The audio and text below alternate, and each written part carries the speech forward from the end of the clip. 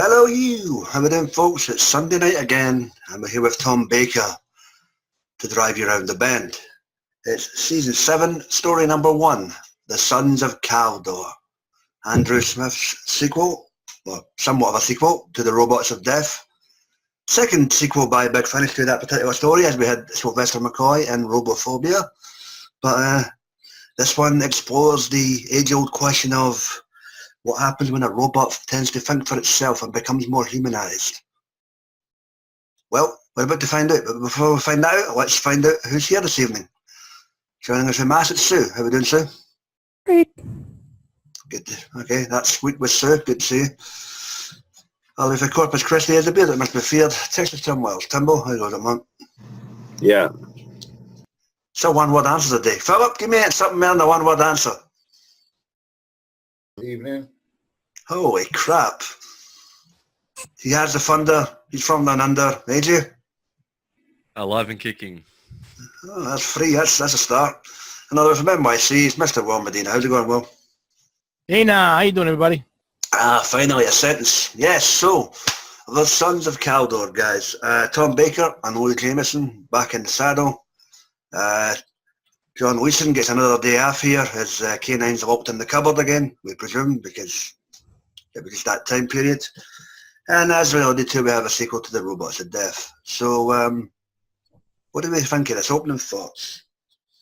All right, Philip, opening thoughts on the Sons of Kaldor, mate? Put it out. Okay, sorry. I like this. This is all right. It's nice that it kind of like pushes you in the direction that you didn't expect it to go in regards to the Superbox and the Bot robots. I guess what are the things I can't say it. Yeah.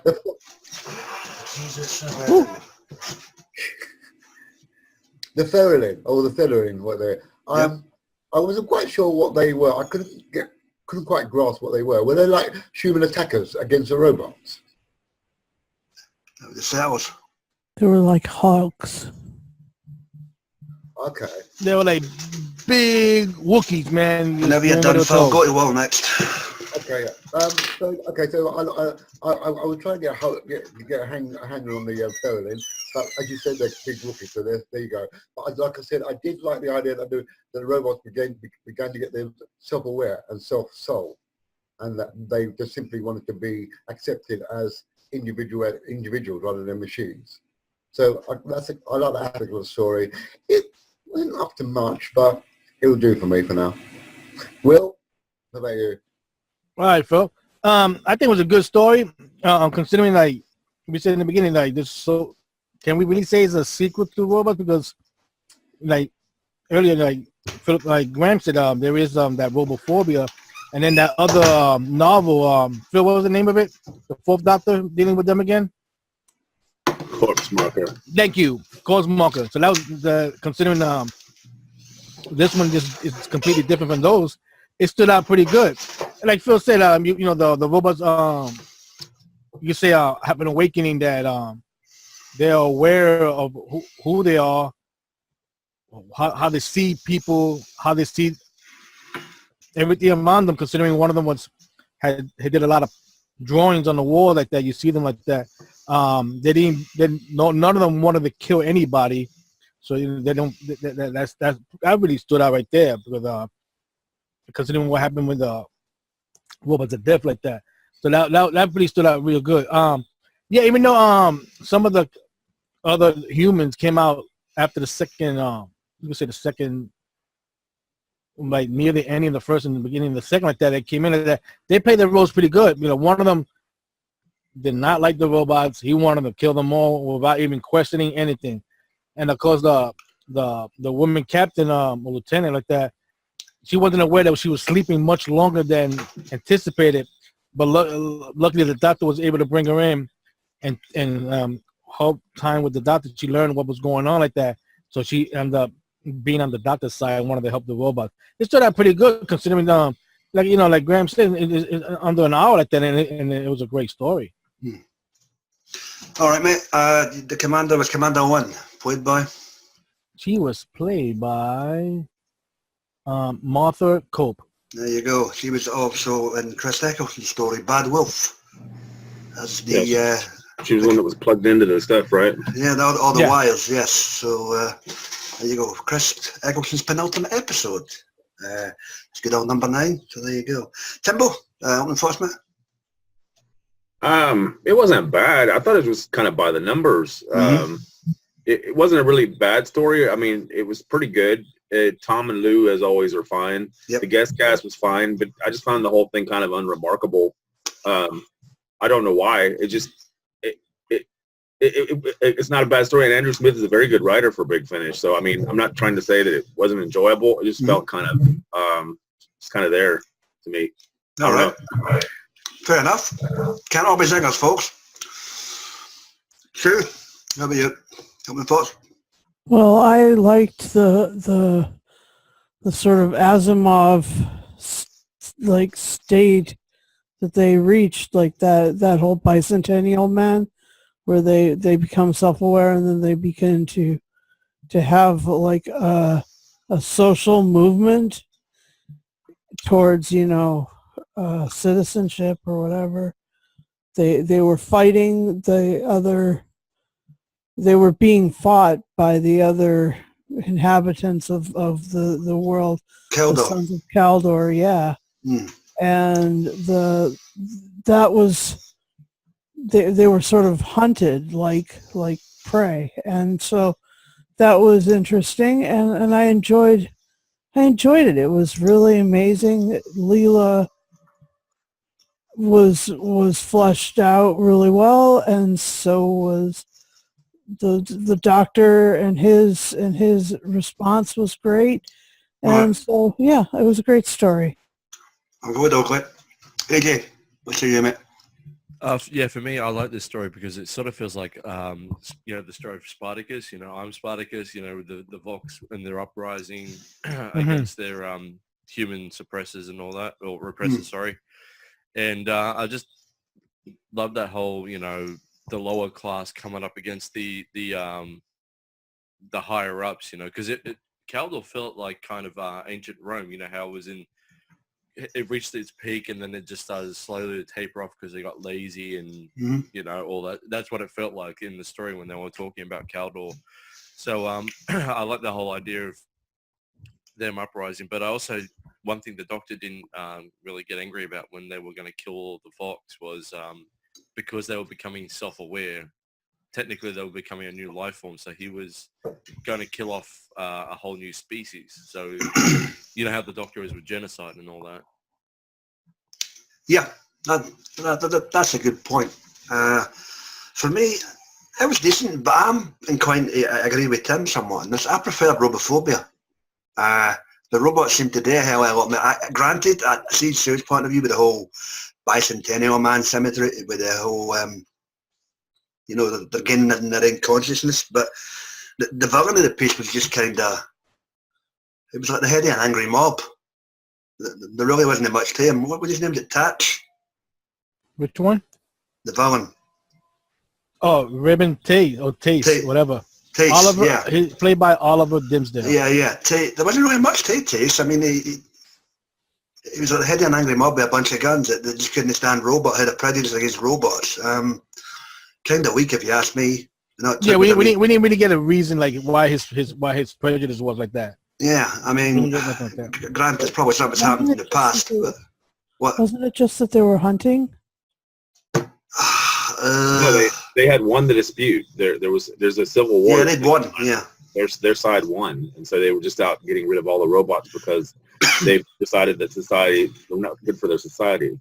But let me ask you this though: Do you not think that this might have been better if it was a longer story? Had they wrote this out as a 4-parter? Yep. Would it might not have felt more fleshed out? Because I'm wondering if I mean I like the brief stories too, but I'm wondering if it just felt inconsequential because quite possibly. There wasn't a lot of meat on the bone, you know what I mean? It had to me shades of the Andromedan android war kind of thing. Yeah. That's what it kind of reminded me of that. Yeah. As I say, for 50 odd minutes, it's decent. It passes the time, but it's just the concept's nice with the robots and all that, but the villain's just meh. for me. I'm like, there's not much of a threat there. I mean, all it took was a wee electrical charge to put him out. You're like, all right, fair enough. Quick resolution, I guess, but kind of hope for more, I guess. Maybe sometimes you just expect too much because the catalogue's usually quite good. But as we say, you can't have it all, folks. Anything that stands out, regardless, within this tale, folks? Phil? Like what Tim just said, it's kind of like by numbers. There wasn't much really of great consequence to really grab me. It was just. Were you not raving about this story when this box set first came out, Phil? I did, but after listening to it again today. Stand by your convictions, man. You disgust me. It's okay, but it's nothing stellar. And as you said, anything that pointed out to me, not really. No, not really. Okay. Kind of meh, to be honest. Fair enough. Can't win them all, folks. Will, anything for you? Well, because the beginning of the story, like you see some funny moments between Leela and the doctor like that, which he picked Mo and he went that way instead of going with Mo. And because telling her, don't wander off and don't play with nothing that you don't know what it is like that. And she's like, what do you think I am, a kid? And she starts playing with it again. She starts touching it. Those little moments really stick out. They're pretty funny like that. And that's why you know we all say that the fourth Doctor stories are continually always good like that. I would say the big shocker was the robot that was laying in the bed since the beginning of the story. He was the first one that became aware. But I thought it was just something that was deactivated laying there like that. He knew. Just to clarify, the robots was John Donnelly and Toby Haydock. Yeah, but Toby Haydock played V-26. Yeah. And then the other three was John Durney. So that's pretty good. But I was shocked that he was that robot in the bed was the one that first one that became aware like that. And of course the big revelation that he played with the medication of the captain but she could sleep longer than she thought. That was a big revelation there. That stood out pretty good. Okay. AJ? A lot of has already been said. I like that part where Leela was playing with the scalpel after the doctor said not to. I wish they had a point where she actually cuts herself or something. You hear her say "ow," you know, like "ow, fire bad" or something. Oh, the laser scalpel, yeah. Yeah, I wish they had a part like that. That would have been a little bit funny, I thought. But because it's audio, you really can't see it. But overall, I think this episode was quite good. I mean, I agree with some points. It could have been longer. But I thought it was a pretty good story otherwise. All right, fair enough. Timbo, anything stand out by the numbers? No, I agree with Will's point. That was kind of the twist in the tale when you find out that the only Supervoc, which is the one that controls everything, he was just, like the doctor said, playing possum. He wasn't really knocked out, and he was kind of controlling all the other robots throughout. And that was also interesting too, that he was the only Supervoc, and they thought he had been damaged beyond repair, so that kind of left them short of what they needed, which is why it was weird that earlier in the story, the other, what do they call it, the lead Voc or whatever.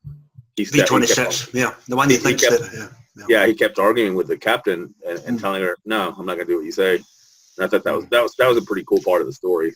Yeah, well, it was nice to have a twist. So I liked the part where there was a funny moment where the robot is charged his hand and he hands it off to the guy, and you know it was such a throwback to please do not throw hands at me from the original story. And also it was like one of those buzzers, like those funny buzzers, like give somebody a handshake and it's electrified. Anyway, like that moment was cute. Well, yeah, that was the portion of the story that took out the villain, and I'm sitting there thinking, oh, that was shite. This guy's weak. But at the same time, you had the whole threat of them getting possibly stuck in a compressor at one point as well with his henchmen. But even that threat was averted really, really quickly. So, as I say, it's a decent lesson. It's just the fact that the threat and the main antagonist in this story is just, it's not up to much for me. And like Tim alluded to, and the guys have alluded to, it might have benefited for being, if not spread out to 4 parts, and at least part of a 2-parter with 2 different story titles, like they've done before with Tom Baker's Doctor. So, do you think the story would have done better if the robots were the antagonists again, rather than being the goody-goodies of the... It really depends, because, you know, there's nothing wrong with changing it up, but the antagonist they brought in just wasn't up too much. Well, I think their whole point was that these robots were actually becoming something else. They were metamorphosizing into like you said, a different life form or something. Yep. So it's that was not the point of the story. And like they say in the behind the scenes, the idea when they come up, this is the second time they've used these same robots in a story. They want to come up with something different, because you can't really have them doing what they did on the TV episode and getting, you know, they do nothing new. You know, they want to try something new with them. So. And robophobia. Yeah, well, robophobia as well. Introduced a lot of but yeah, nothing wrong with trying new things, I suppose. Some of them hit the mark, some of them just sank like a deflated bone. Yeah. Whatever this one did, you be the judge, folks. Yeah, listen, it might just be for you. Right, guys, hope Mike posted the cast. Anything else you want to bring up before we get this rated and end the cam? Well, it's an interesting idea, I think. Sorry. Go ahead. If they did, perhaps if they had made it a 4-parter, we'd probably be saying maybe it was too long or felt padded. You never know. The thing is, it was commissioned as a 2-part story, and the guy wrote a good story that might have benefited from being slightly longer. I don't know. It's really hard to say, because like we've all said, it's not a bad story. It's a good story. It's well played. It's well done. But it just seems very unremarkable when you get to the end of it. You're just kind of like, oh, that's it. So yeah, seems like a quick resolution, doesn't it? Oh, shock him, right? Yeah. Talks about. Yeah. Sorry, go ahead. Right, well, no, I was saying how since robots are dead, how much Leela still has a, you know, she still don't like robots at all. But you know, that's the way she was talking to them. You know, she I think she will always have that because of that story. And she's not very. She's very protective of us around robots. Oh, the whole we have defeated you before, Metal Man, and all that. Yeah. Okay. And how's it, guys? It was strange to hear. It was strange to hear a robot say, "I don't want to die." Again, that's that whole new consciousness thing, isn't it? I mean, you know. Shades of Data from Star Trek Next Generation. Yeah. Well, costs a hell of a lot less than Bird Sprainer, but yeah. But that's the thing. Even the main antagonist, Tex, was getting confused at one point, calling him he, him. You could listen to him, and you're like, ooh. Yeah, that's a good idea. Point that out. Yeah, they point it out. You just called him him. You just him. Yeah. So even the main villain was getting confused at parts from this story. So, whatever. There's that, guys. Well, if there's nothing else, it's Sunday night, and I guess it's that time again. Well, for all men to realize that the only way you can get pussies by stroking a cat, you need to see a shrink. Unless you're Dr. Claw. Yeah. I'll get you next time, Gadget. The Sons of Kaldor, Tom Baker and Lou Jameson. Season 7, story number 1 of the 4th Doctor Adventures. All right, AJ, what do you guys out of 10? An 8.7 out of 10. It could have been a little bit longer and a little bit more filled out as a story, but otherwise it was a good story. 8.7. All right, different. Philip, what say you? I was going to say a 7 out of 10. Because it just didn't grab me as I thought it might do. Although what do you mean? All week you raved about it, and since the box set came out, now here you are, you turncoat.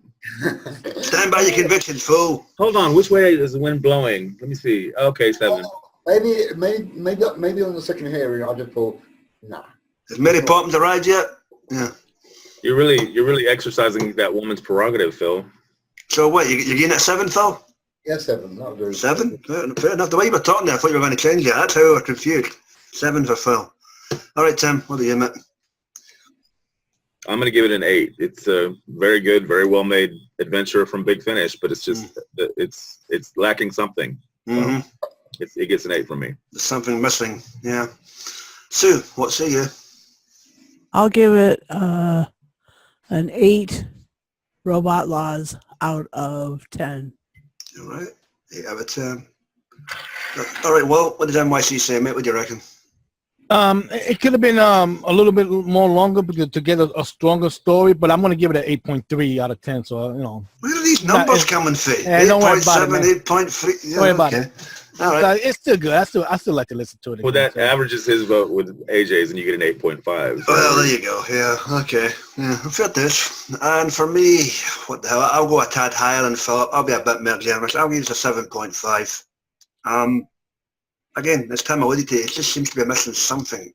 There's an ingredient missing. I don't know if Willy Wonka put an extra gobstopper in the gumbo machine the night before making this thing, but there's just something that's just no adding up. And the weak villain. So, yeah. It needs sparkly robots. Oh, God. If they ever make a robot Twilight Saga, I'm blaming you, Sue. So, yeah. Done, dusted, 7.5 for me. And we are submitted for this evening, kids. It just leaves us to divulge what we'll be tackling next week. Philip, before we head to Andrazani and look at the round things we shall be tackling. We're making a pit stop to a place that the Doctor's been before in his many various lives, and it's the Bride of Kaldoran. Yes, back when the Doctor was Wazzo Gummidge, but before he was the wet vet, we're back to Peladon. So, yeah, there you go. Look forward to that. Dave Troughton, and it's fuckity bye for Ehrman as well. So we look forward to tackling that and seeing how we perceive this one. If it's any better than this week's. As always, guys, check out our mates in the wonderful wackety world of the YouTube with the guys and dolls out of Geeks Assembled with the TV, movie and audio head reviews. You get Dr. Freedom, his news broadcast and his Amiga files, as well as Sammy Carter, Johnny Boys, Mike Shannon and everybody's online.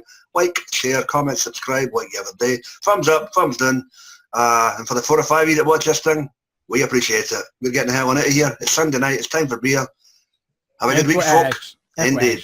And Ash versus Evil Dead. Groovy. Be excellent to yourself, folks, and each other, and sayonara.